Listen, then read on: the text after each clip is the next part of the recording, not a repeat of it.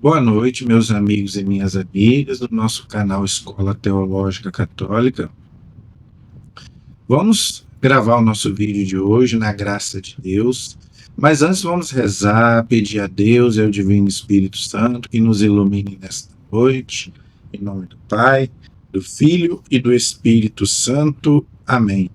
Vinde, Espírito Santo de Deus, que precursai todos os nossos pensamentos.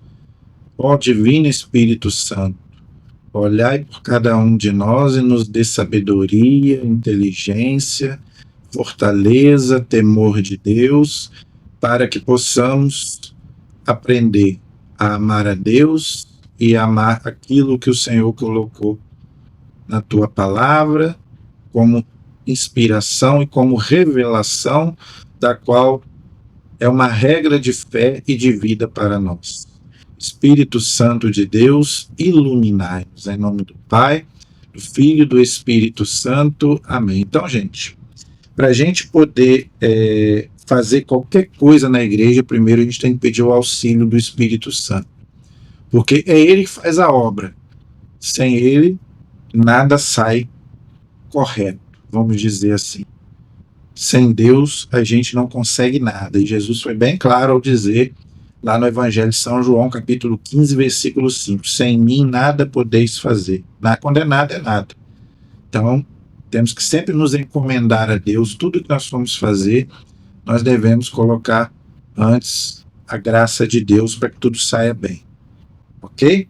Então, gente, estamos aí. Antes da gente começar a nossa aula de hoje, eu quero pedir a você que ainda não se inscreveu no nosso canal, se inscreva no nosso canal, compartilhe os nossos vídeos, peça para outras pessoas também se inscreverem. Você que ainda não se inscreveu, me ajude a evangelizar, por favor. Você que assiste, gosta dos meus vídeos, deixa aí o seu like, o seu comentário, a sua pergunta, mas peça para outras pessoas divulgarem, nos ajudar a divulgar. Quanto mais pessoas se inscreverem, o canal cresce e a gente pode evangelizar muito mais pessoas, gente. Ok? Eu não cobro nada para quê? Justamente para a gente poder evangelizar aqueles que não conhecem, principalmente a palavra de Deus. Então, eu não conheço na internet um curso disso, de Antigo Testamento. Eu não conheço. Eu estou falando porque quanto tempo eu queria fazer um estudo do Antigo Testamento, eu não achava para fazer. Eu fui fazer a Quinta Peruna. Então, gente, nós estamos oferecendo aí um curso bíblico de graça. Então, nos ajude a divulgar, né? Um canal de teologia católica que ensina a Bíblia do Gênesis ao Apocalipse. Não é um trabalho fácil, não é difícil, por isso que eu peço as orações de vocês, porque não é fácil, gente. Dar aula, principalmente de Antigo Testamento, não é fácil.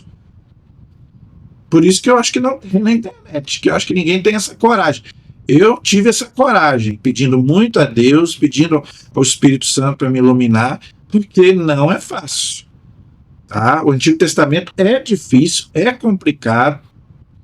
Então, gente, por favor, me ajude aí a evangelizar, se inscrevendo e compartilhando e divulgando esse canal de teologia católica que ensina a palavra de Deus, ok? Aquilo que a igreja nos ensina, a interpretação que a igreja nos ensina, ok?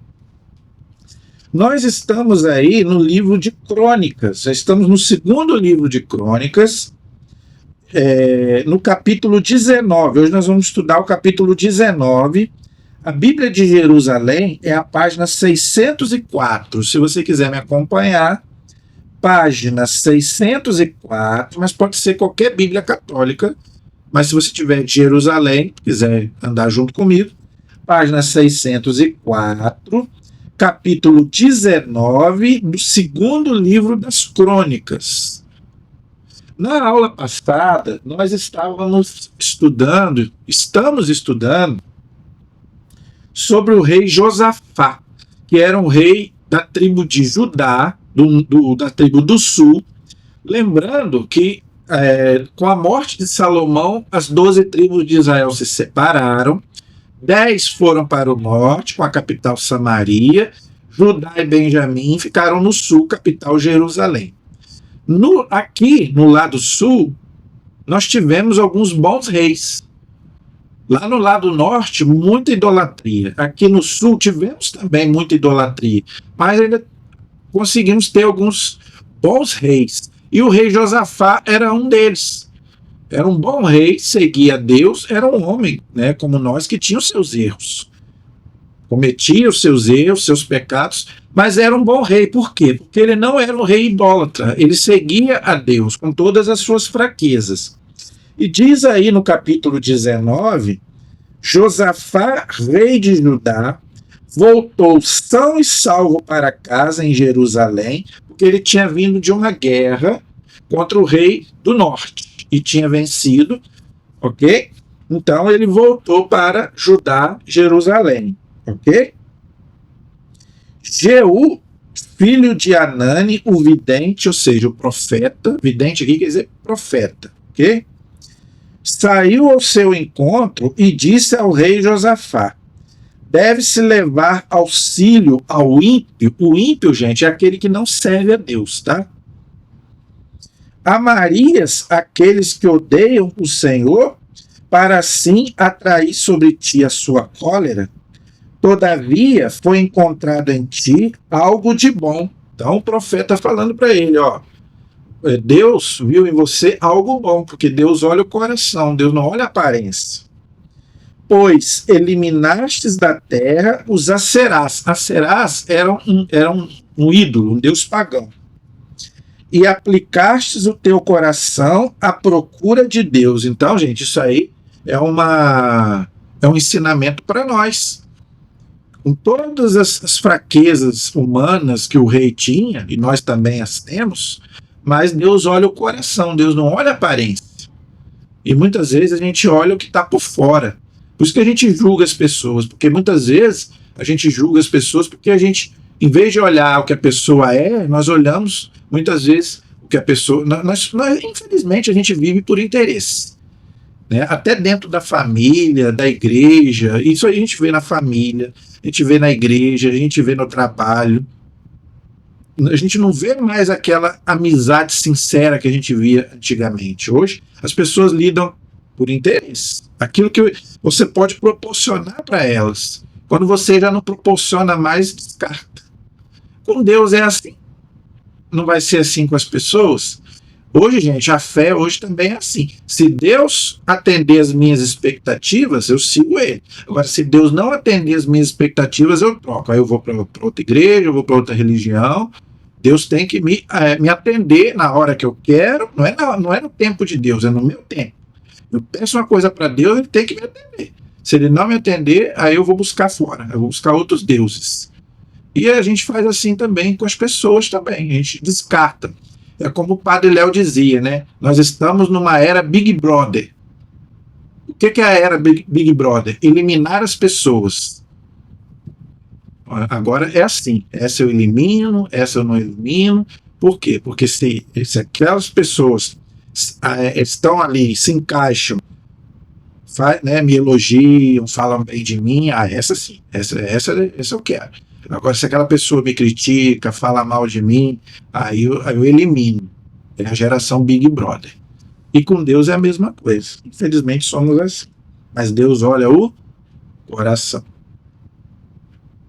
Josafá, rei de Judá, depois de uma permanência em Jerusalém, saiu de novo em viagem através do seu povo, desde Betsabeia até a montanha de Efraim, a fim de conduzi-los ao Senhor, o Deus de seus pais.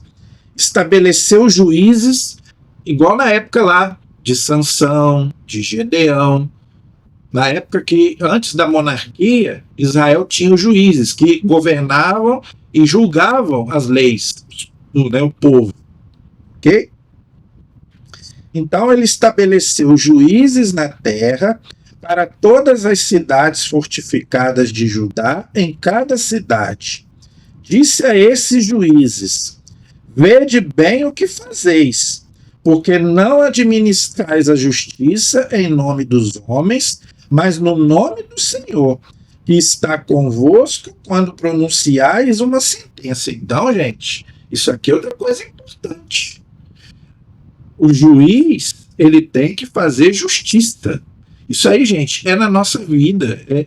Aí seja na nossa vida humana, seja na nossa vida religiosa, seja na política, na religião, nós temos que praticar a justiça. Errou, tem que pagar.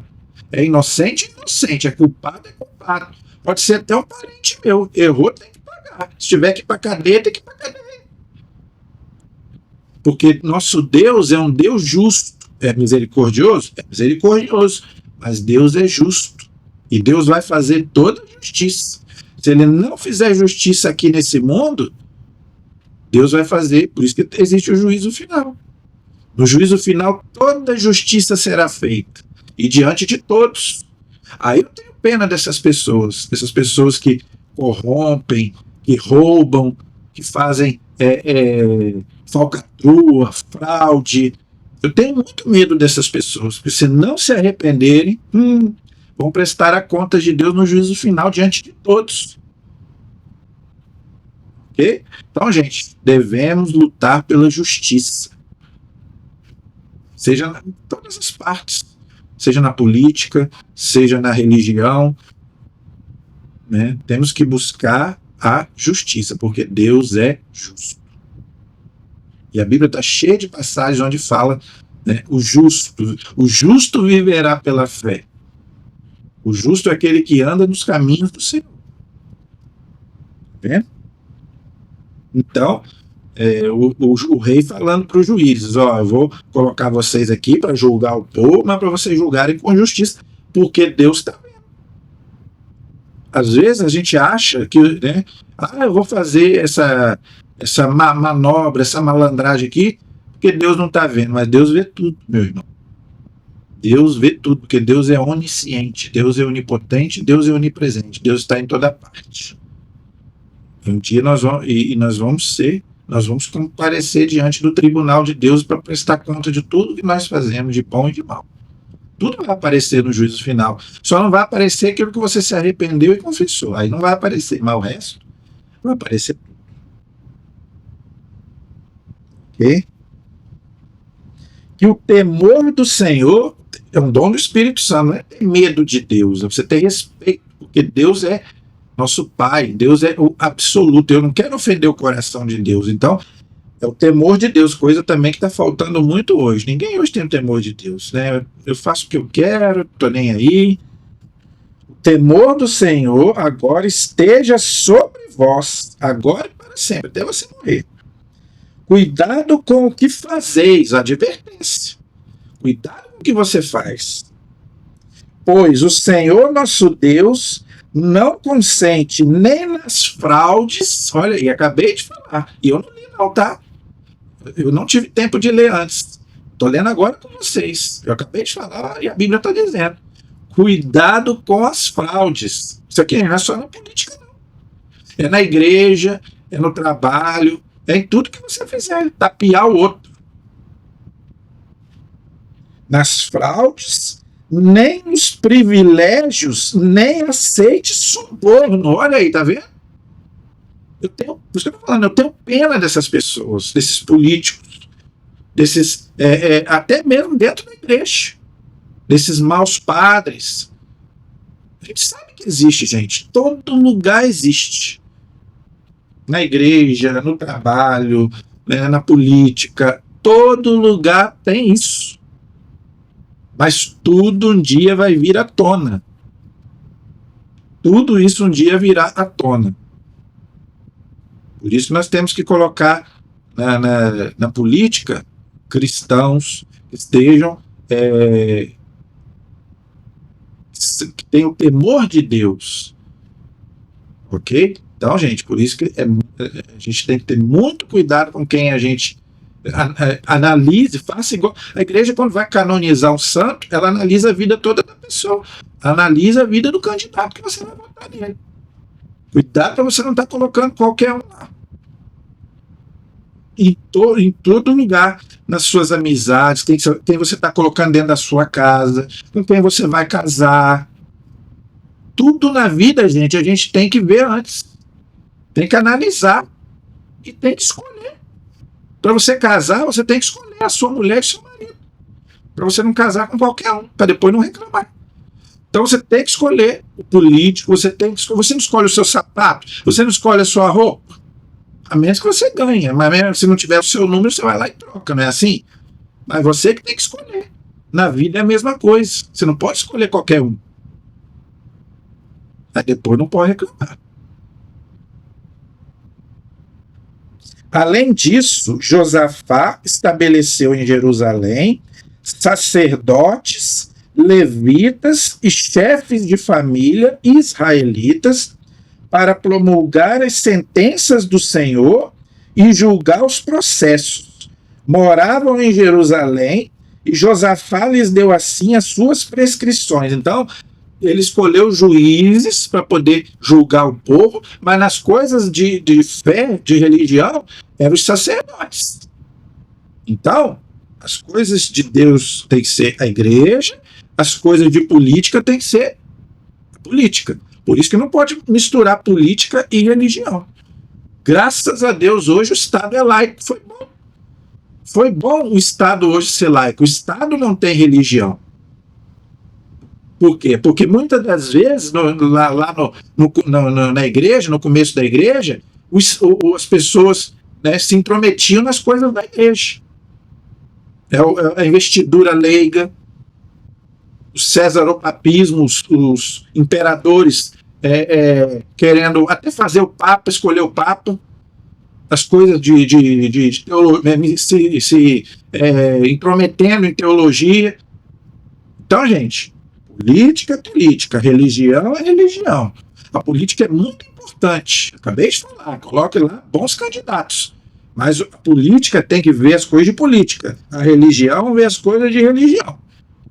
Nada de candidato ficar dando palpite nas coisas de teologia e nada da igreja ficar botando. Por isso que a igreja não pode ter política partidária. É uma pena. É uma pena que a igreja agora, católica, está dividida por causa disso. É da direita, é da esquerda. A clero da igreja não pode ter política partidária. Nem A, B ou C. A igreja tem que priorizar pelo bem comum. A igreja não pode ter um candidato A, B ou C. A igreja tem que analisar todos e ver qual é o melhor para todos. Não é para o meu interesse, nem da igreja. Assista o que o Dom Henrique, nos últimos vídeos que ele fez aí, aquele bispo que morreu de Covid, ele fala sobre isso. Quem entrar lá tem que cuidar dos interesses de todos, não é nem da igreja católica. Assim como nós queremos respeito, o evangélico também quer, o espírita também quer, as pessoas, até quem é ateu tem direito ao respeito, até a liberdade religiosa. Até mesmo a liberdade religiosa. Porque se Deus quer Deus dar liberdade, nós também temos que dar. Nós podemos orientar as pessoas, é diferente. A igreja deve orientar as pessoas, é o que eu estou falando. Não vote em candidatos que são a favor do aborto, da ideologia de gênero. Isso a igreja pode fazer. Agora, não ficar fazendo campanha para candidato A, B ou C, como nós vimos na última eleição aí. Um bispo famosíssimo, de uma igreja famosíssima, descaradamente fazendo campanha para um candidato aí. Entendeu? Então, gente, pelo amor de Deus. Então, a política cuida das coisas da política, a religião cuida das coisas da religião. Ok? Tá bem claro aí.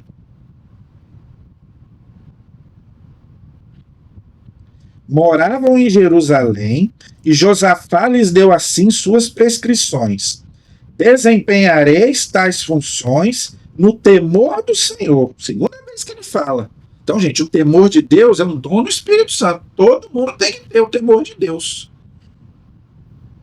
Na fidelidade e integridade de coração. Então, nós temos que ser fiéis e íntegros. Coisa que está muito difícil hoje. Encontrar pessoas que sejam fiéis e íntegras. E eu não estou falando disso só de marido e mulher, não. Quando a gente fala de fidelidade, eles acham que é só marido e mulher. Não, não é só isso, não. Você tem que ser fiel ao seu trabalho, ao seu cargo na igreja. A tudo. Tudo que você for fazer, você tem que ser fiel. Ok? E íntegro. Você tem que ser uma pessoa íntegra, de caráter. Você tem que ser uma pessoa de duas caras. Na frente é uma coisa e por trás é outra. Eu já fui acusado. Eu já fui acusado disso. Pessoas que comeram no meu prato me chamaram de duas caras. Mas Deus me conhece. As pessoas podem até falar mal de mim. Tudo bem. É direito delas. Mas o importa é o que eu sou para Deus. Deus sabe que eu procuro fazer minha parte. Sou um pecador? Sou o mais pecador de todos. Mas duas caras eu não sou. Se eu gosto, eu gosto. Se eu não gosto, eu não gosto. Eu tenho certeza que eu não sou duas caras. É só ver quem convive comigo. Eu não sou de puxar saco de ninguém. Eu não lido com ninguém por interesse, mas duas caras também. Eu não quero saber se a pessoa comprou casa, se comprou carro. Eu não tenho inveja de ninguém. Eu vivo aqui no meu mundinho aqui. Não incomodo ninguém para também ninguém me incomodar também. A vida é minha, eu faço o que eu quero. Só quem manda na minha vida é Deus. E eu também não vou me meter na vida do outro. Não estou interessado se casou, se separou, se tá. Não. Isso é problema deles. Eu não vou ficar fazendo fofoca da vida do outro, se o outro tá isso, tá aquilo. Não. Amém, aleluia. Ele tá feliz? Tá lá na outra religião, tá na macumba.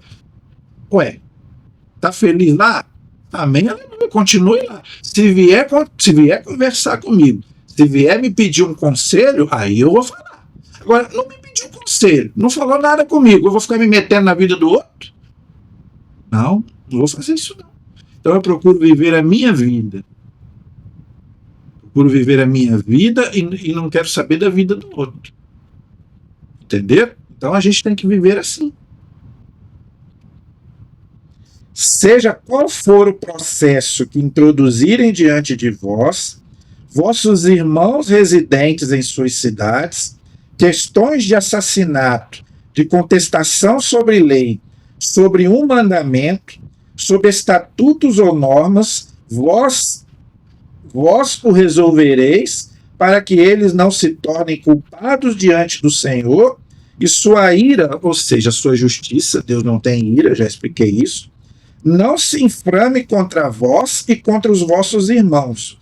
Agindo assim, não sereis culpados. Então, os sacerdotes, as coisas de Deus, quem vai resolver hoje quem é? É o bispo. Então, as coisas da igreja, quem resolve é o bispo. Ok? Ou o pároco. As coisas da igreja, gente, quem resolve é o sacerdote e o bispo. É eles que resolvem. E se for preciso, manda até para o Vaticano, dependendo da situação. Então, as coisas da igreja, as coisas da religião, quem resolve é o pároco e o bispo. Ok? Tereis a Maria, sacerdote-chefe, para vos controlar no tocante a todos os assuntos do Senhor, e Zabadias, filho de Ismael, chefe da casa de Judá, para todo assunto do rei. Os levitas, que eram da tribo dos sacerdotes, os servirão de escribas. Escribas é aqueles que copiavam a Bíblia e também pregavam para o povo, ok? Sede firmes, põe isso em prática, e o Senhor estará lá com a felicidade. Olha aí, então, gente, se a gente andar nos caminhos de Deus, obedecendo a vontade de Deus e os mandamentos de Deus, Deus estará conosco e Deus vai nos dar a felicidade. Mas não se iluda. Não é uma felicidade plena. Lembrando que estamos esse mundo aqui é um vale de lágrimas. Então, não pense você que aqui estamos no Antigo Testamento. No Novo Testamento, Jesus vai dizer: tome a sua cruz e me siga. Vocês terão aflições, terão tribulações. Então, nós teremos felicidade aqui completa? Não. Não iluda as pessoas. Pode ser até padre, pode ser até bispo. Não deixe ninguém te enganar. Te prometo aqui uma felicidade eterna. Aqui você não vai ser plenamente feliz. Você pode ter momentos de felicidade, isso sim. Claro que todos nós teremos momentos de felicidade. Assim como o mal não dura para sempre, um santo já dizia isso: não há mal que dure para sempre. Também não há bem que dure para sempre, neste mundo. Tu fala neste mundo, que é um vale de lágrimas, nós estamos aqui de passagem. Você está com uma dor de cabeça, uma hora ela passa. E a felicidade é a mesma coisa. Então você tem momentos felizes, agora a felicidade plena só lá, só diante de Deus. Ou quando Jesus voltar na parousia. Ok? Porque aqui tem uma coisa chamada pecado. Ok? No capítulo 20, outra guerra entre Josafá e os inimigos, né, de Deus, os idólatras, os pagãos. Depois disso, os moabitas, que eram pagãos, e amonitas, acompanhados dos meunitas, olha aí, são todos povos idólatras, vieram lutar contra Josafá. Informaram isso a Josafá nestes termos: uma multidão imensa marcha contra ti do outro lado do mar de Edom, já estão, né, a caminho. Então, gente, essa luta dos pagãos contra o rei é a nossa luta de cada dia contra o mal, é o bem contra o mal. Você pode ver, eles não têm sossego e a gente também não tem. Então, a nossa luta hoje é contra o mal, é contra o pecado, é contra o demônio. Porque, gente, a gente tem que entender, aquele que já é dele, o demônio não está nem aí. Quem que ele quer? Eu e você. Então, gente, até a gente morrer, é uma luta contra o demônio e contra o mal. Por isso que a gente tem que estar sempre na presença de Deus, sempre na presença do Senhor. Porque a nossa luta vai até a gente morrer.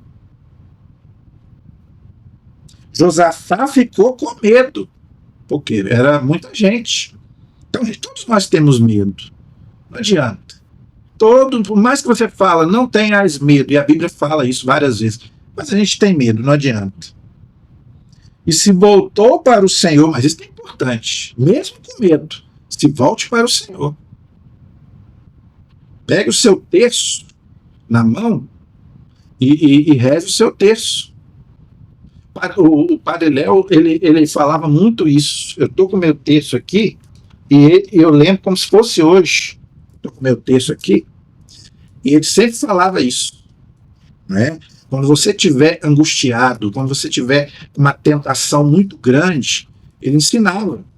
Você pega o seu terço, gente, isso aqui é um sacramental, é um sinal sagrado. Manda o padre abençoar. Então, o Padre Léo ensinava isso. Quando você estiver angustiado, pega o seu terço e comece a rezar. O Senhor é meu pastor, nada me faltará.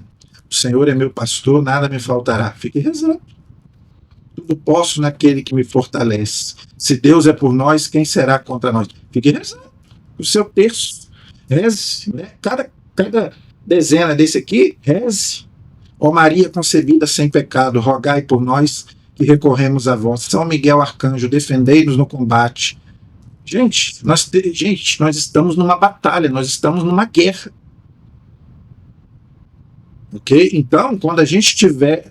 hoje eu amanheci, não amanheci bem, não estou bem. Pegue seu terço, vá rezar. Não precisa rezar só às 3 da tarde, às 6 da tarde, como a igreja manda, não. Né? E outra, você pode rezar até caminhando. Fazendo eu posso rezar. Não é o correto. Né? Fazendo alguma coisa, não é o correto. Porque o bom é você sentar para rezar. Mas se não tiver, não estou com tempo para rezar. Comece a trabalhar e rezar. Né? Você está fazendo alguma coisa, em vez de você ligar a televisão, tem gente que não faz isso. Vou trabalhar, vou ligar o som. Tem gente que faz isso, não é pecado. Mas não é muito melhor você pegar o texto e estar trabalhando e estar rezando? Senhor, liberta a minha casa de não sei o que possa estar atrapalhando você. Isso a gente pode fazer. A gente não pode fazer exorcismo, mas oração de libertação a gente pode fazer. Não é? Qualquer oração, Senhor, liberta a minha casa, Senhor, me livre de todo mal. Gente, nós estamos numa guerra, nós estamos numa batalha. E isso aqui é um instrumento poderoso contra o mal. terço. Isso aqui, gente, isso aqui não é enfeite pra gente colocar lá na parede. Tem gente que acha que é enfeite ou no carro. Tem gente que bota o terço lá no carro e deixa lá. Não. Pode botar e deve botar um no carro. Mas isso aqui é para você rezar. Todo dia, 3 da tarde, eu estou lá rezando meu texto da misericórdia. Todo dia. Então, isso aqui não é amuleto, mas isso aqui também não é para enfeitar a parede, não. Isso aqui é para você rezar. E você não precisa rezar só a Ave Maria, que é o mais correto, lógico, e nem só o texto da misericórdia que nós rezamos às 3 da tarde. É o que eu falei. Pega um versículo da Bíblia e cada conta dessa aqui você fala: o Senhor é meu pastor, nada me faltará. O Senhor é meu pastor, nada me faltará. Aí depois no segundo aqui: tudo posso naquele que me fortalece. No terceiro: se o Deus é por nós, quem será contra nós? E vai rezando, e vai rezando. Entendeu? Então você vai escolhendo um texto bíblico que você lembra de cabeça e vai rezando no texto. Gente, a palavra de Deus, você dá quando você faz isso, ó, chega a estar arrepiado. Quando você faz isso, você dá um tapa na cara do demônio. Lembra Jesus no deserto? Como é que Jesus venceu o demônio no deserto? Com a palavra de Deus. 3 vezes Jesus falou: está escrito, o demônio, ó, vai por fora. Então, faça experiência. Você vai ver se a sua casa não vai mudar. Quantas pessoas falam: minha casa parece um inferno? Depois você me fala se a sua casa não vai virar um céu. Ah, não reza. Ah, eu não tenho tempo para rezar. Meu irmão, se você não tem tempo para rezar 10 minutos, você me perdoa, você realmente, a sua casa merece ser um inferno mesmo. Me desculpe falar para você, mas eu não estou aqui para agradar ninguém. Se você não tem 10 minutos para rezar durante o dia, então realmente a sua vida vai andar para trás mesmo. Agora, eu faço um desafio a você, Se você rezar todo dia o texto, seja o texto de Nossa Senhora, seja o texto da misericórdia, seja qualquer coisa no texto, se vai ter algum desespero na sua casa. Eu duvido. Eu não estou falando que você não vai ter problemas. Todo mundo vai ter problema, todo mundo. Mas desespero, a ponto de você querer até tirar a sua vida, eu duvido. Ah, estou com depressão, estou com ansiedade. Pegue o seu texto. Senhor, me livra da depressão, me cura da depressão, da ansiedade, da síndrome do pânico, com teu sangue derramado na cruz, Jesus. Nossa Senhora que esmagou a cabeça da serpente. Então, gente, eu duvido, eu te desafio, se você fizer essa oração, se a sua casa vai ter algum desespero. Eu duvido, eu te desafio você fazer isso. Mas não faz, não reza. Aí o mal com certeza vai dominar mesmo. Então, ele ficou com medo, se voltou para o Senhor, recorreu a ele e proclamou um jejum para todo Judá. Olha aí, tá vendo? Penitência. É outra coisa que o povo não gosta. O povo gosta do bem bom. Não é? É o que eu falei, né? É do Deus da prosperidade, é do Deus que vai me dar carro, que vai me dar casa, que vai me dar dinheiro. Hoje as pessoas estão buscando a Deus por isso, para isso. É a prosperidade, é o culto da prosperidade. Agora, não, meu irmão, Jesus falou: penitência, fazei penitência, o reino de Deus está próximo. Fazer jejum. A igreja valoriza muito o jejum, muito. Abstinência de carne ou de alguma outra coisa que você goste. Eu já falei aqui, ninguém gosta mais de carne aqui do que eu. Toda sexta-feira eu não como carne. A igreja pede e eu faço. E ofereço a Deus pela minha conversão, pela minha salvação e salvação do mundo inteiro. Então tira, eu já não gosto mesmo de carne, tira outra coisa que você gosta. Hoje não vou tomar cerveja, hoje não vou tomar refrigerante. E ofereça a Deus. Então, olha aqui, jejum. A igreja não é só na quaresma, o jejum não é só na quaresma e no advento. O povo de Judá se reuniu para buscar socorro junto de Deus. Tá vendo a coisa preta? Vamos buscar Deus, né? Todas as cidades de Judá acudiram para buscar socorro junto de Deus. Então, a nossa cidade tem que ser de Deus. Então, vamos reza pela sua cidade. Igual a gente aqui em Itaperuna, a gente reza, a gente colocou lá uma imagem de Nossa Senhora Aparecida lá no começo da cidade. Tá lá, no comecinho da cidade, para Nossa Senhora proteger a cidade de Itaperuna. Então, reze pela sua cidade, reze pelo Brasil, reze pelo mundo. Em vez de você ficar reclamando de A, B ou C, do prefeito, do governador, do presidente, reza. Reza para que Deus toque no coração dele. Não é muito melhor? A sua reclamação vai mudar alguma coisa, mas a sua oração sim. Então a cidade toda se reuniu para louvar a Deus. Durante essa Assembleia de Judá, Assembleia quer dizer a igreja, e dos habitantes de Jerusalém, do templo do Senhor, do templo de Salomão, tá vendo? Vão para a igreja, vão fazer novena, vão fazer vigília. Agora, há pouco tempo agora, a igreja aqui na Matriz ficou uma noite toda em vigília. De 8 da noite até 6 da manhã, de vigília.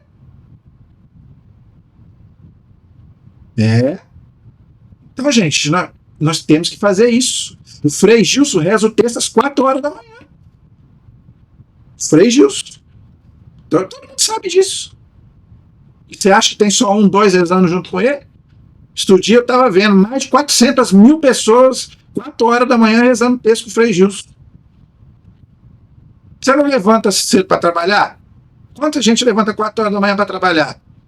Ou para viajar? E por que você não pode levantar 4 horas para rezar? Jesus também ficava até de madrugada em oração. Jesus rezava durante a noite. Não é de dia, não. Às vezes de dia, mas também à noite. Quantas vezes você perdeu noites em claro? Na balada, ou até em outros lugares que não devia, na casa de prostituição. Por que você não pode passar uma noite em oração? Para acabar com, às vezes, um vício que você tem, ou alguém que está com câncer na sua família. O médico falou que não tem mais jeito. Passe um dia de vigília de oração por fulano, por Betano. Igual o médico falou com meu avô, que ele não durava um mês, durou mais, não sei quantos anos. Fique em oração, de vigília. Tudo é possível pelo poder da oração, gente. Tudo. Tudo pode ser mudado. Para Deus nada é impossível. A gente não faz. A gente não reza, a gente não faz. Faça uma novena. Faça uma promessa. A igreja não é contra promessa, não. Tudo pode ser mudado. E os habitantes de Jerusalém, no templo do Senhor, Josafá pôs-se de pé diante do pátio novo e exclamou: Senhor, Deus de nossos pais, não és tu o Deus que está nos céus? Não és tu que dominas sobre todos os reinos das nações? Em tua mão estão a força e o poder, e ninguém pode resistir a ti. Olha que oração bonita. Não és tu que és o nosso Deus, que diante de Israel, teu povo, deslojaste os habitantes dessa terra? Quem é o povo de Deus hoje? Somos nós, pelo batismo. Nós somos o povo de Deus hoje. Não adestes a raça de Abraão, a qual amarás para sempre, porque Abraão é o pai do povo eleito. Nós também somos descendentes de Abraão. Nela se estabelecerão e construirão um santuário para o teu nome, dizendo, santuário quer dizer lugar sagrado. Se nos sobrevier alguma desgraça, guerra, punição, peste ou fome, compareceremos diante deste templo e diante de ti, pois o teu nome está neste templo. Então, gente, Deus está ali. Eu já falei isso aqui, Deus está em toda parte, até no nosso coração. Mas o templo é a casa de Deus. Vá para a igreja, o que você está esperando? É o que eu estou falando. Vá para uma vigília, vá para um grupo de oração. Eu não sei por que as pessoas têm tanto... parece que tem urticária da igreja. Vá para a igreja, meu irmão. Você não passa uma hora no aniversário, uma hora no casamento. Por que você não pode passar ali uma hora, meia hora dentro da igreja, louvando e bendizendo a Deus? Por que todo mundo corre da igreja? Quem corre da igreja é o demônio. É o demônio que corre da igreja. Tem gente que parece que tem formiga dentro da igreja. Chega assim, já logo sai. Não espera nem a bênção final do padre. Entra de qualquer jeito, qualquer roupa. Então, gente, pelo amor de Deus, aí depois quer a graça de Deus, aí não tem como. Pois o teu nome está neste templo, do fundo de nossa, olha só, do fundo de nossa angústia, gritaremos a ti, tu nos ouvirás e nos salvarás. Só Deus, gente. Quando você estiver angustiado, clame por Deus, porque só Ele. Quem já teve depressão aí sabe, quem já teve síndrome do pânico, quem já teve ansiedade, já quis tirar a própria vida. Grite por Deus, clame a Deus. O salmista diz isso. Na minha angústia, clamei a Deus e Ele me ouviu. A gente fala que tem fé, mas a gente não tem fé. Quando está tudo bem, é muito fácil. Mas na hora que você estiver com angústia, aí clame a Deus. E vá buscá-lo na Eucaristia, vá buscá-lo na confissão. A confissão cura, liberta. A Eucaristia cura, liberta. É o próprio corpo e sangue de Cristo. Eis agora os pagãos, habitantes das montanhas, através dos quais não deixaste Israel passar, quando vinha da terra do Egito, de sorte que se afastou deles sem os destruir. Eis que nos pagam, vindo expulsar-nos das posses que nos destes por herança. Então, os pagãos queriam tirar Israel dali, da onde Deus já tinha dado aquela terra para eles. Então, eles compraram a briga com o próprio Deus. O nosso Deus não exercerá justiça sobre eles, posto que não temos força diante desta multidão imensa que nos ataca, não sabemos o que fazer, e assim é para ti que se voltam os nossos olhares. Quantas vezes você também não sabe o que fazer da sua vida? Quantas vezes eu também não sabia o que fazer da minha vida? Teve uma época da minha vida que eu não sabia, Senhor, o que eu vou fazer da minha vida? Mas eu coloquei minha vida nas mãos de Deus. E olha o que Deus colocou para mim. Esse canal. Deus abriu as portas para mim desse canal. Que eu não sabia o que eu ia fazer da minha vida. Eu estava no começo de depressão. Eu estava numa crise de ansiedade muito grande. E Deus falou, né, usou uma pessoa, um conhecido meu, para abrir esse canal para me poder falar do amor de Deus para você. Assim como Deus olhou para mim, Deus vai olhar para você, que às vezes está numa situação como a minha, não sabe o que fazer da vida. Busque a Ele, que Ele vai te ouvir. Com certeza, Deus tem um propósito na tua vida, como teve na minha. Eu não sabia o que fazer da minha vida, agora eu sei, é servir a Deus nesse canal. Por isso que eu peço a você, se inscreva, compartilhe, porque eu sei que é isso que Deus quer de mim. Eu sei que é isso que Deus quer de mim. E mesma coisa para você.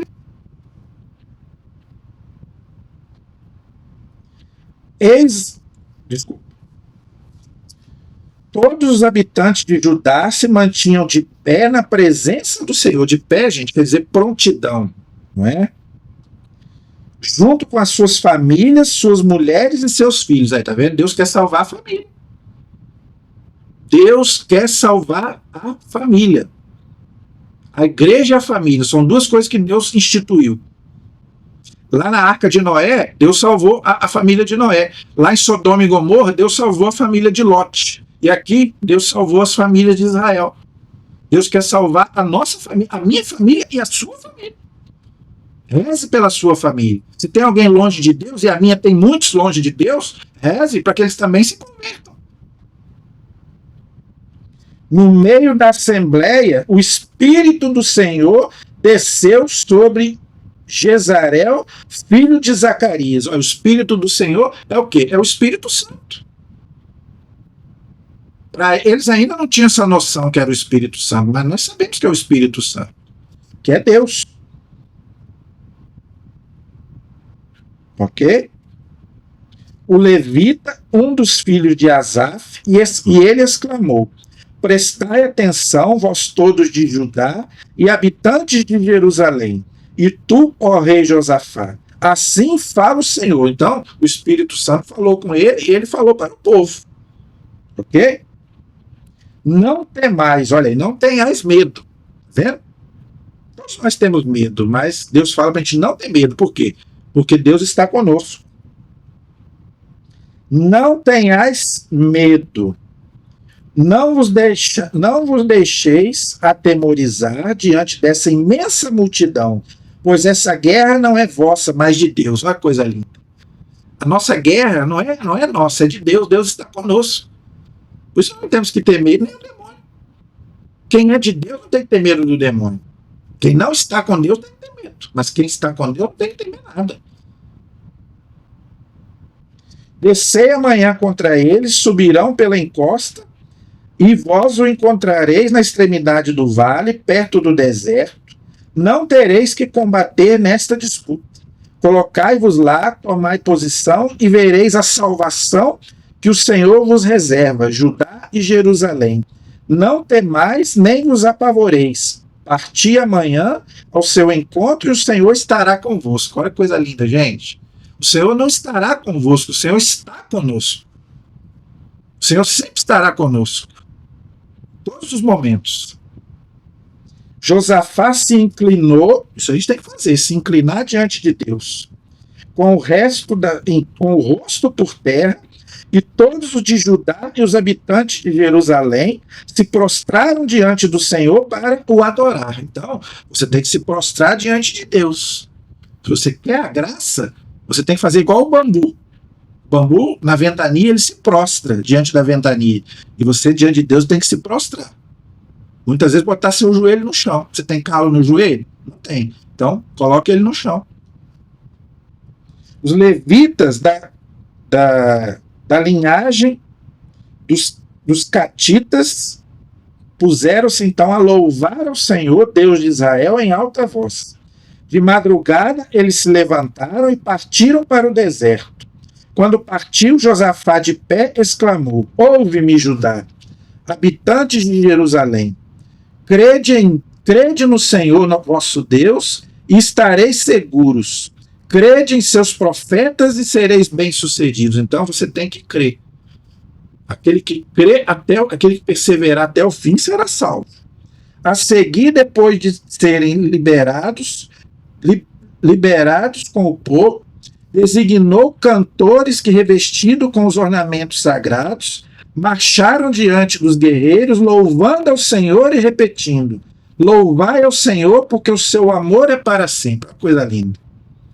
No momento em que entoavam os hinos de júbilo e de louvor, o Senhor fez cair numa emboscada os pagãos, os habitantes das montanhas que atacavam Judá e que os viram então derrotados. Os pagãos insurgiram contra os habitantes das montanhas para destiná-los ao anátema, ou seja, à excomunhão, e aniquilá-los. Mas, exterminando os habitantes, eles não se auxiliavam senão para sua própria ruína. Os homens de Judá chegaram ao lugar onde se avista o deserto e dispunham a enfrentar a multidão, quando viram que já não havia senão cadáveres sobre o chão e ninguém havia escapado. Olha aí, tá vendo? Eles com medo e Deus já tinha derrotado todos eles. Então Josafá avançou com seu exército para saquear os seus despojos. Encontraram entre eles abundância de riquezas, de cadáveres e de objetos preciosos, apanharam mais do que podiam carregar e passaram 3 dias ocupados no saque, de tão abundante que era a presa. No 4º dia retiraram-se do vale de Baraca, ali bendizeram ao Senhor, onde o nome de Baraca, dado a esse lugar até os dias de hoje. Depois, todos os habitantes de Judá e Jerusalém voltaram muito alegres a Jerusalém, com Josafá à frente, pois o Senhor os havia alegrado às custas dos inimigos. Entraram em Jerusalém no templo do Senhor, ao som das liras, das cítaras e das trombetas. E o terror de Deus se abateu sobre todos os reinos da região, quando souberam que o Senhor havia combatido os inimigos de Israel. E o reinado de Josafá foi calmo, e Deus lhe deu paz em todas as suas fronteiras. Que coisa maravilhosa. Josafá reinou em Judá, tinha 35 anos quando se tornou rei, e reinou 25 anos em Jerusalém. Seguiu o modo de proceder do seu pai Asa, sem se desviar, fazendo o que é justo aos olhos do Senhor. Contudo, os lugares altos não desapareceram, e o povo continuou a fixar o seu coração no Deus de seus pais. Então, gente, depois disso, Josafá, rei de Judá, fez aliança com o rei de Israel. Foi este que o levou a fazer o mal. Associou-se a ele para combater navios destinados a Tarsis que os construíram. Eliezer, filho de Dodias, profetizou então contra Josafá. Porque te associastes com Ocosias, o Senhor disse: o Senhor fez uma brecha em suas obras, os navios se despedaçaram e não puderam partir para Tarsis. Josafá morreu com seus pais e foi sepultado com eles na cidade de Davi, seu filho Jorão reinou em seu lugar. Então, no finalzinho da vida dele, ele acabou, infelizmente, praticando, não idolatria, mas se aliando lá com um rei pagão que Deus tinha falado para não fazer, ok?